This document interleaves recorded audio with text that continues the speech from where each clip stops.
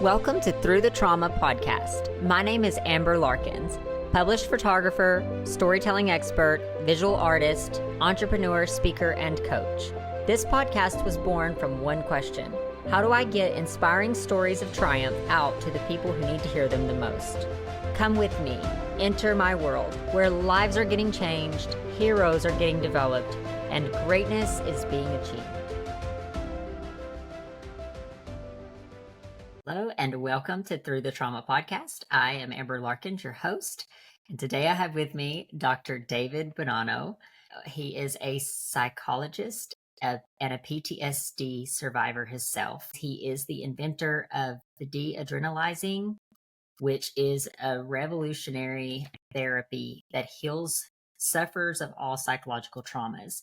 He's also the author of Your Brain is a Robocat: How to Finally Understand Your Trauma Response. It's just going to help people understand how the human brain is before and after trauma. Dr. David, thank you so much for being here. Thanks, Amber. It's a real honor and privilege to be here. I've listened to your podcast before. I think it's great. Thank you so much. I'm excited to talk to you about getting into not only the therapy, but how you treat that, and hearing more about the different kind of modalities that you use, and learning more about the de-adrenalization therapy as well. So you want to just kind of jump in, share with us why you're doing, what's led you to doing what you're doing today? Sure thing. I remember my first day of grad school when to become a psychologist, and I was sitting at lunch with a bunch of other students, and I said, "So what made you guys want to become psychologists?" And then this woman said, "Because I'm screwed up." Like, aren't you screwed up? Like, I want to find out what's wrong with me. And I was like, well, actually, yeah, that's exactly why I'm here. So I think that a lot of people who are therapists become that way so that they can heal themselves. And I have to say, I didn't really learn as much as I thought I would from school. And what I really did learn was when I did start to help people in 21 different states to qualify for medical marijuana, and by doing so, in order to do that, you evaluate, and I would diagnose them with PTSD, and then I got the opportunity to talk to over 10,000 people myself, and I think that's a perspective that very few people have, and I learned so much about PTSD that you just don't get from the books or from the same old experts saying the same old things.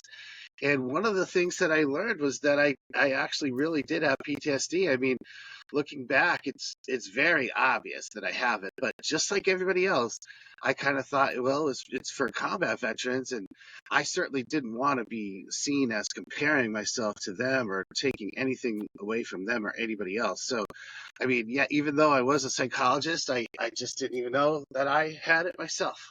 You're not the only guest that I've heard say that, where they're like, oh, we just associate that with being in wars or being a veteran or having seen some of those things, which is truly traumatic. But PTSD can develop in any regard. Am I correct in saying that? Oh yeah, there's, I mean, so many different ways to contract PTSD. I mean, and when you're a kid, you're especially vulnerable. So that's why, the first years of your life are so critical, because if your needs aren't met and you don't feel safe, then your brain is going to form in a way that is really configured around defense and protection as opposed to being open and connecting with people. So, I mean, one of the ways that, and that did happen to me, I didn't have the best childhood. And I really think, Amber, that it has affected my ability to receive or just to feel loved. I mean, so, when I was in school, people always said, oh, yeah, the first years of life are so important, but they never really spelled out why. I think that's really what's going on there, is because it's just how your brain forms, and is it going to be a healthy response to an unhealthy situation, or are you going to grow up able to really be open and connecting with people? And of course, that's what we're really hardwired for. If you had to classify some of your specific trauma, does it root back to one thing, or is it more of a bunch of different things that happened throughout your life? Um, that's a great question. So I think I did start off predisposed to PTSD. So, I'm 52. I grew up in the early 70s, and back then it was fashionable to bottle feed. So I do think that when people breastfeed, they really are um, al- like allowing the brain to form the way that it's supposed to. And then another thing was I was put into a bedroom by myself and just left to cry forever with nobody there to comfort me, as scared as I may have been. And the idea, is that, well, they'll figure it out themselves because you have to learn how to soothe yourself sooner or later. It just doesn't work that way. It's a person learns to soothe themselves by being soothed first. So yeah, I started off as a very anxious, nervous kid, and then when I was 14, my mom had a stroke, and she became handicapped for life. And I think we could have survived that, and because when things started to get back to normal, I think my dad handled it really well. But then right after that, he was diagnosed with lung cancer and he died. So um, right after I turned 16, I lost my dad. I remember one day, Amber, I got my license on the first day possible. I drove my mom to physical therapy. I drove my dad to chemotherapy, and I drove my brother to basketball practice, and I tried to do my homework in the car. And it just, I was parentified too early. It was a recipe for anxiety, I believe. I was just way over my head. And then unfortunately, I think that really broke my mom. She became really abusive and narcissistic personality disorder. So she was just a total drain and a really um, damaging, hurtful person for the rest of my life until she just passed away this summer. And then, so I grew up in really tough circumstances. All throughout my 20s and 30s, I was depressed, and my relationship with food and alcohol and marijuana were not healthy. I wasn't able to be in a healthy relationship with a woman. Meanwhile, all my friends were getting married and having careers and having kids, and I just kept wondering what was wrong with me. And then, I did become a psychologist. I did figure out a whole lot of stuff, but also just to throw it in there, recently, a couple of years ago, my stepson passed away. He had a heart condition we didn't know about. He was 19 years old. We found him in his bed, and so that was also, was totally devastating. But I was able to treat myself with my own method, and that did help quite a bit. So there's several things there definitely that can cause trauma and PTSD in someone. So you become a therapist and you've developed several, is it several systems or is it one specific system that kind of umbrellas everything? Yeah, it's one system, I would say. I mean, so the book I wrote is to help people understand what's going on for them, because during those times that I mentioned, in which my peers were all passing me by, I was left to wonder, why do smart people do stupid things? Why was I doing things and feeling things that weren't making sense for me, weren't good for me? And I believe that what happens is it's really a function of your cat brain. So if um, if I may, I came up with a metaphor to really explain what happens inside people's heads when they have PTSD, especially. So your robot is the part of your brain that's responsible for analytical thinking and stories and decisions and inhibitions. It's your cerebral cortex. It's really kind of what separates us from the animals. And I believe that humankind over the years we've wanted to glorify that part because we want to feel good about ourselves and feel that we're higher evolved than any other animal, but we still do have that mammal brain, and that's what I call the cat brain.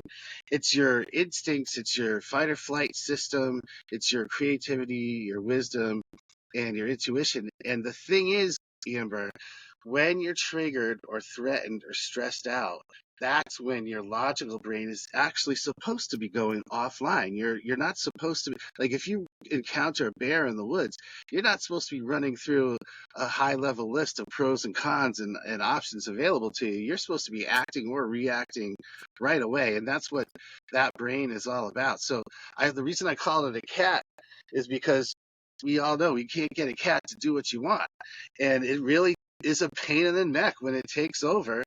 And I think that really is what explains people's problems when it comes to relationships or addiction, or of course when you lose your temper and you do things that you regret. It's just so important, and possibly even more important than the robot brain, but they can't really exist without each other. And so the reason I wrote the book is so that people don't have to hate themselves the way that I did. And when you ask yourself a question, your Mhm. robot is going to try to answer it. So if you ask yourself, why am I so screwed up? You're not going to get an answer like, no, you're not screwed up. You're special. Just keep telling yourself you're special. Your robot's going to come up with an answer why you're screwed up. And eventually you're going to blame yourself. And then over time, you're going to hate yourself. And I don't want other people to feel the way that I did for so long.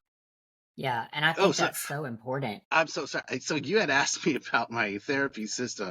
With talk therapy, of course, it's good for a lot of things, but whatever you focus on, you magnify, and they always make you focus on all the worst stuff that ever happened to you again and again and again.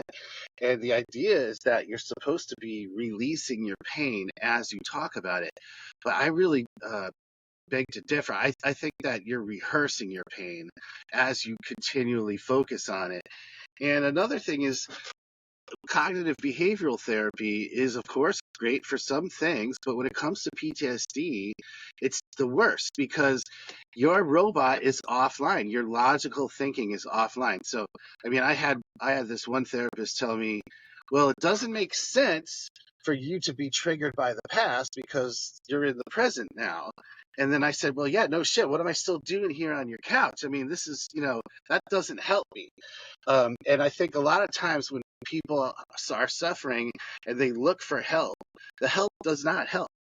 And so the reason that I Mhm. developed the therapy that I have is to be able to interface directly with the part of the brain that is where PTSD lies. It's the cat brain. It's your emotional fight or flight brain. So, have you ever heard of EMDR? Yes, I have. Okay, right. So that's the first therapy that used eye movements, and eye movements are great because it really does help to connect the different parts of the brain. And people say that it might even be replicating rapid eye movement, but I do believe that it's a way to access the subconscious. But the problem is with EMDR, there's really no focus, and you're really just made to continually relive the worst traumas of your life. So I did it as a client for 4 years, and I would have to plan extra time after every session because I would be so triggered and messed up that I couldn't even drive home. I'd have to go for a long walk. But if you combine eye movements with memory reconsolidation, and that's kind of a new thing in science where basically the principle is that memory is a changeable thing, and that when you recall a memory, you're changing it. Um, if let's say like you and your partner try to remember your first kiss, well, if you had been trying to remember it again and again and again, you're not going to have nearly the accuracy as the person who had never really thought about it. Memory is not reconstructed. It's not reproductive, excuse me. It's not like a video recorder. It's reconstructive. You're actively building that memory every time you access it. And if you can combine eye movements with that, then you can literally change the response that your body has to whichever traumatic memory that you have. So just to give you a real quick Uh-huh. example, what you do is you have somebody remember what happened. So it works tremendously for child sexual assault, for example. And if a kid who had been molested goes to therapy, then they're made to talk about all the details of it again and again, and that is barbaric in my opinion. But with my therapy, you the person thinks about what happened only one time. It's while their eyes are moving, which is very calming in itself. They do not talk about it. And then you have them change the story on purpose. So, like, I had this one kid recently pretend that she had super strength, and then she threw her abuser across the room, and then he never touched her again. And then she knows with her robot brain that didn't actually happen, but um, for whatever reason, her symptoms are gone. I mean, like I say, whatever reason, because we're talking about the subconscious mind here. It's hard to put that into logical left brain terms, but it works fantastic for all kinds of trauma, and I wish that more people knew about it.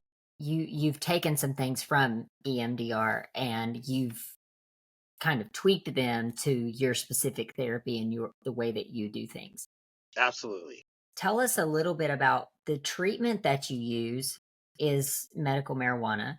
Okay, so I actually don't have anything to do with medical marijuana technically because I'm not a medical doctor and marijuana is considered to be medicine. I just happen to be the first person in America to help people to qualify for medical marijuana so that they can then see a medical doctor and get a prescription. So, I mean, I use it myself. I've been using it for 25 years. I always felt guilty about being a criminal. And I thought it was bad for me because I grew up in the just say no generation. But I do believe that it's probably been helping me as much as anything else, as much as the medications for sure and therapy all these years. I know that it makes me a better husband and a better father. I do have people regularly tell me that they've it helps them with so many different problems that they've been able to get off of addictions, like including the most serious ones, with the help of cannabis. So I think overall it's a really good thing. Of course, you can abuse it and overdo it like anything else, but if you can use it at the end of the day to relieve stress or to help you to sleep, and then I think it's overall it's probably good. And the thing about marijuana with PTSD is that with PTSD, your fight or flight system is always on to some degree for most people, especially complex PTSD.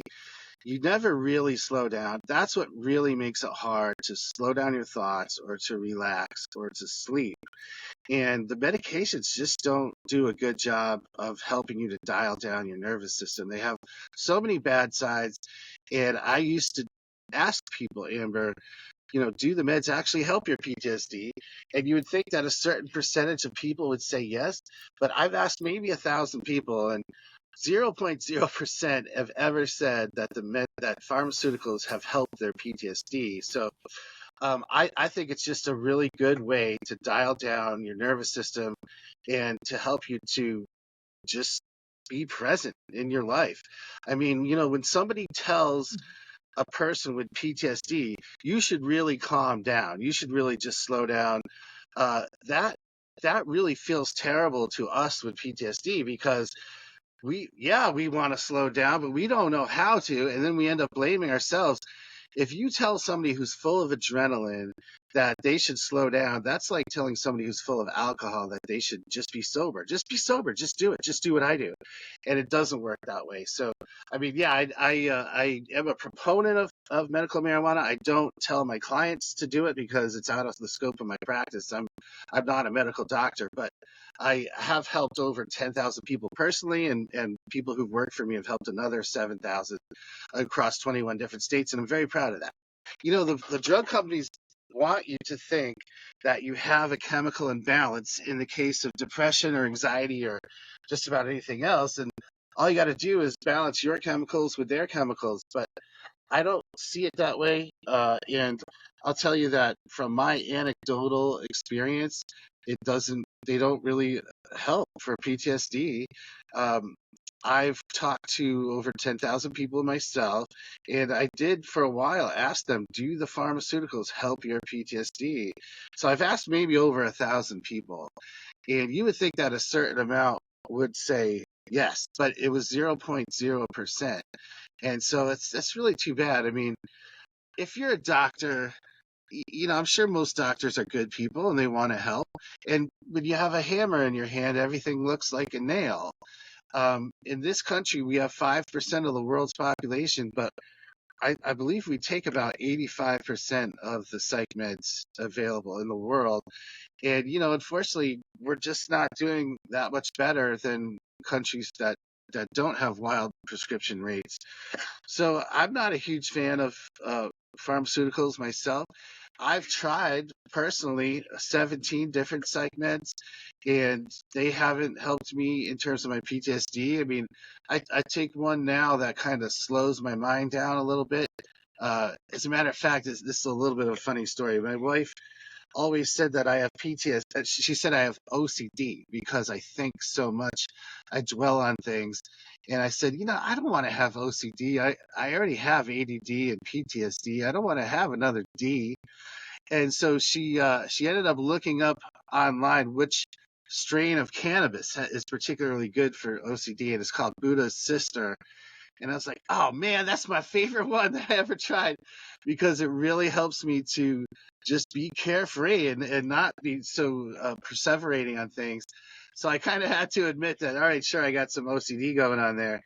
Um, but yeah, like I just, I don't believe that they're really particularly helpful for anxiety I mean, without side effects or depression or PTSD, in my opinion. Have you ever used psychedelics? I know that sometimes this is a kind of a new, I don't want to say it's like a people have not explored this territory yet because I first learned of this through someone that was healing from trauma. And but I know that this is a talked about subject. Have you experimented at all with any of that?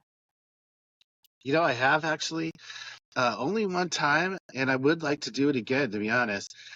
I had a friend who is a nurse, and he has PTSD from the military, and he uh, just kind of sat with me as I tripped on mushrooms, and it was wonderful. It was kind of like it is on TV with all the colors and the shapes and everything moving around, but I feel like it just opened me up in a way to that I just hadn't been before. I mean, the idea is that your brain, everything kind of goes through the default mode network. So if you could imagine a wagon wheel, like if one part of your brain wants to talk to another part, it has to go through the center of the wheel. And when you're using psychedelics, you're able, these parts of the brain are now able to connect with each other in new creative ways. So you're really kind of forging new neural pathways as you do that. And I just remember I really connected with my son who had passed away, and I felt like I was really hugging him in real life. It really, I think, went quite a long way toward healing my broken heart. And then I also realized afterwards, I mean, it wasn't during the trip, but soon after, I realized how I was in a very unhealthy situation when it came to work, and I had the courage to get out of my business partnerships that I had. And somehow I just intuitively believe that psychedelics helped me with that. I don't have experience with ketamine. I hear that can be really good. However, possibly habit forming, whereas with mushrooms, or it's not. I wouldn't say at all. I do want to try DMT sometime. I hear that just really opens your mind up in a huge way. But, I think that there's a really bright future for psychedelics. I attended a virtual conference about PTSD with all the big names, and they were saying, we don't want to comment on it too much because they're not legal in every state, but we do think that's the next big, huge thing. I mean, personally, I think that my therapy is capable of achieving amazing breakthroughs, and it's very quick and easy, and no drugs have to be involved. But yeah, and when it comes to psychedelics, I don't have anything bad to say about it, really. Well, and this is really what I mean, to me, it's like let's approach things with an open mind because if there is something out there that can help people heal from some of these things that is hindering their life to the point that they can't function in some cases, then why not approach things with an open mind? Now, probably needs to be done under the supervision of a doctor. But nonetheless, if it can help, why not explore those options? So, I mean, I think it's great that you are not only exploring these options, but then you're also teaching people about the impact this has on the brain and the way that the brain actually works and how it registers trauma. Because I think when people have trauma, sometimes not understanding that link of how your brain is actually dealing with that. I talk to people sometimes, they feel like what they're going through is not normal. But when trauma comes into the picture, it is normal, but you can feel like it's you're alone in those feelings. Do you see that with your clients? Yeah, that's a really good point, Amber. I do. And, if you're when you have PTSD, you don't feel well, and it's hard to slow down and be present with other people. So there's a natural tendency, I think, to withdraw. And that can really be damaging because, when it comes to depression, like I said, the drug companies want you to think it's simply a chemical imbalance, and all you got to do is just take freaking Prozac or whatever. But um, what I think the research really bears out is that the most important the best way to prevent or cure depression is to have social connection. And by the way, depression is not about happiness or sadness. Depression is about energy. So the opposite of depression isn't you're tiptoeing through the tulips. The opposite of depression is vitality, where you really just, you wake up and you actually give a shit. And you want to be with people, you want to connect with things and or your job or whatever. When people withdraw, then they start to become depressed and they don't realize it. And then before you know it, you could really be in a hole. And then, I mean, that happened to me for 15 years, including after I became a psychologist. And people kept telling me, you got to get out and do stuff. When you're depressed, you do not feel like getting out and doing stuff. So it can really be a slippery slope. I do think that it's very important to have regular social connection. I'm worried because it's I think it's easier than ever to be apart, like with social media and stuff and the pandemic, people have withdrawn more. My wife one time she asked me, why do you think there's so many mass shootings these days? And I don't want to get into politics at all, but I will say that I think it's easier than ever to be alone and to be disconnected from society. And I think that's a really bad thing. As a matter of fact, the Surgeon General came to New Hampshire, which is a couple states away from me, a week or two ago, and he was saying that people that loneliness is, in his opinion, the most dire health crisis that we have because it doesn't only affect your mental health, but your physical health as well. I really believe that there needs to be a back to basics. In Western medicine, we're pushed all these things, but we forget to, not we, I feel like there is a push to get back to basics, but I feel like there has been an agenda to push these things and to forget about the things of basic things like grounding, like being together with other people, like getting in um, nutrients and vegetables and eating eating the right foods. I think you can fight so much through nutrition by itself, but we're served up this trash, really. I mean, like fast food, it's not even real. The FDA approves things that's not even approved in half of the other world. It's ridiculous to me. I believe we're entering into time where we're going to just continue to see mental health because it's like they continue to come up with things that need medication. So there's a huge push for medication and for vaccines. I don't know how you feel about vaccines, but there's this huge push for vaccines and more boosters. And I feel like there's a problem because now we're putting all these synthetic things in our body and our bodies are made to be able to heal themselves. And I agree with you that there's a time and a place for certain medications. There's a time and a place for needing a doctor, needing to be in a hospital. Sometimes I get frustrated because I feel like we're in a backwards world.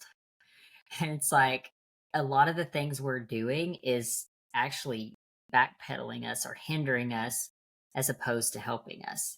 Yeah, I hear you. Yeah, I can't disagree with the things you're saying. Yeah, It's scary.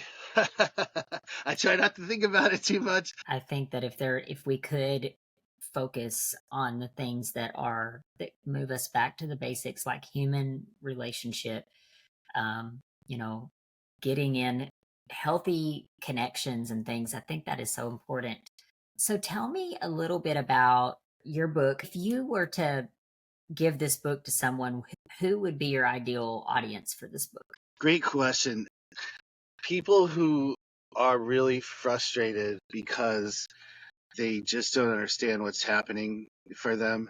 Like sometimes people ask me, what can you do for somebody who has PTSD, like a loved one, or just somebody who's been affected by trauma? We don't have to call it, a formal diagnosis of PTSD. I wrote this book for people who have trauma that there is unresolved, that they're still suffering from it, and they're trying to understand themselves. Because, like I said, if you don't have answers, you're going to end up blaming yourself. And then after a while, you're going to hate yourself. The worst book I ever read in my life, Amber, is The Power of Positive Thinking. And so, of course, there's a time and place for positive thinking. But if you're so damaged that you can't manage to do that, it just adds to your plate. I mean, somebody gave me that book when my dad was dying and my mom had a stroke and my world was falling apart. And then I'm like, oh my gosh, why can't I think positively? It had just really made me feel guilty, which I didn't need at that time. So the book is written for regular people. It's not an academic book by any means, and it's actually a story. So I believe that if you read it and absorb it, and this is just my opinion, I think you'll know more about PTSD than 99% of therapists and doctors out there. And I know that's a really bold claim, but I just see it differently than other people do because of my perspective, and it's an easy book to read. So I try to give it to people as much as I can, and I've gotten really good feedback. If you go to Amazon and look up RoboCat book, then I think there's like 50 reviews or so. They're almost all at 5 stars, and I appreciate your allowing me to promote it on this podcast. And I'm sure you have people out there who have been looking for answers and they just haven't gotten them yet. The people who usually come to me, I wish people would come to me sooner, before they get so frustrated. But they tried everything. Of course, I think nutrition and exercise and yoga and mindfulness and meditation, all those things are good. But if you present them as a cure for PTSD, then it's only going to disappoint people, and then they're going to lose hope, and they're not going to be willing to try other things. But anyway, people who often come to me have tried everything else, and then that's when they really can get some huge relief from my therapy. But I am accepting patients from all over the country, and you can check out my website at drbonanno.com, or you could just check out the book and find the website there. But yeah, that's who I wrote the book for, is people who are in danger of really being really hard on themselves. I don't want them to do that the way that I did for so long. I do agree with what you're saying. I'm a big proponent of, positive thinking, but I'm in a much different place. And I think back as I hear you talk, when I was in that dark place, life is like this. It's like a roller coaster. And when you're in those valleys and you're in the middle of depression, it's really hard to just think your way out of it. And I do think that there is a time and a place for somebody to go on this journey of like positive thinking and meditation and yoga and all those things. I think they're very valuable. But I think what you're speaking to is the person who is like, I just don't know what else to do, and I don't know where else to go, and I don't even trust myself around myself, kind of a thing. And when you're in that place, then yes, by all means, I think you need to seek help, because it's really hard to dig your way out of that, or think your way out of that, or meditate your way out of that. It's really hard. Now, all of the other things, all of those other things are good to add into getting you back healthy. They're all little things that you can do that's going to feed into the big system. But the mind is a very complex thing And so I would encourage anybody who is struggling with that to definitely go check out the book. I have not read the book, but I'm very curious at this point, and I would love to get a copy and read it myself, just so I can understand trauma. The books that I have read on trauma, it's eye-opening, and I'm obviously not a therapist, but I'm a huge proponent of people getting the help that they need when they need it. I'm not a huge proponent of pharmaceuticals, but I also believe that people have to find their way. I just invite people to approach things with an open mind, because there might be something better. The problem that you have with pharmaceuticals is you have side effects, and with natural ways of treatment, you don't really have side effects. So why not utilize those things first? That's my thoughts anyway. So David, tell us, if somebody came to you today and was like, oh my gosh, I'm struggling through these things, what would be your first line of defense for them? Well, I mean, of course, if somebody was thinking of hurting themselves, then I would really want them to connect with some kind of mental health professional. Um, I think that nobody really wants to die, but with the pain, they just want the pain to stop. And there's a lot of people out there with a whole lot of pain.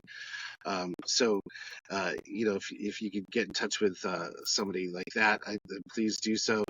Um, and otherwise, talk therapy can be good, but it really can be counterproductive. The meds, I don't believe, are a really good way to go.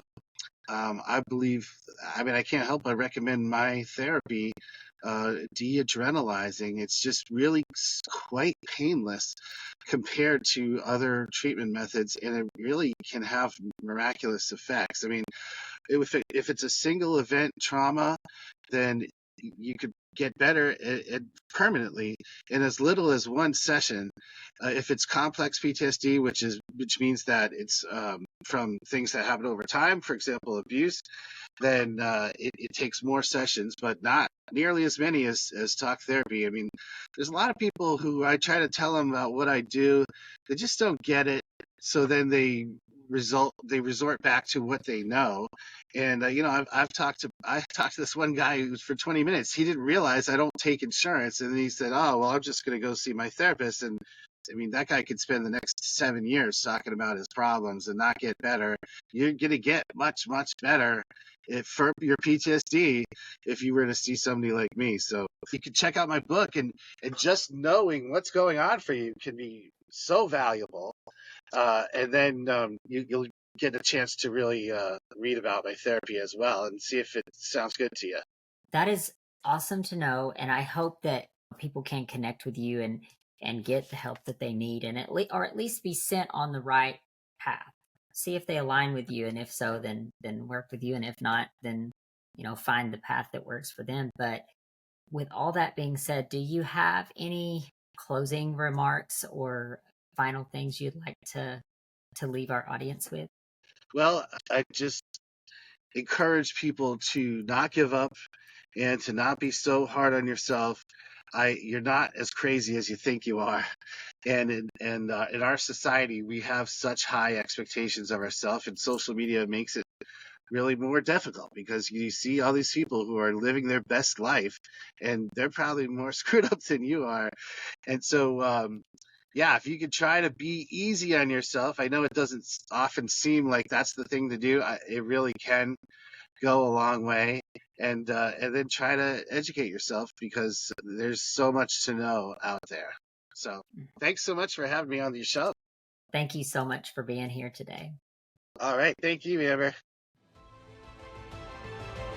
Thank you for listening to Through the Trauma podcast. If you have found value in this episode or believe in the mission behind what we are doing, please subscribe so that you never miss any future episodes. Also, be sure to check out our transformation project at transformationthroughtraumaproject.com, where we help inspirational stories get heard on a larger scale through multiple platforms. If you know someone who can benefit from this episode, please share it with them. Until next time.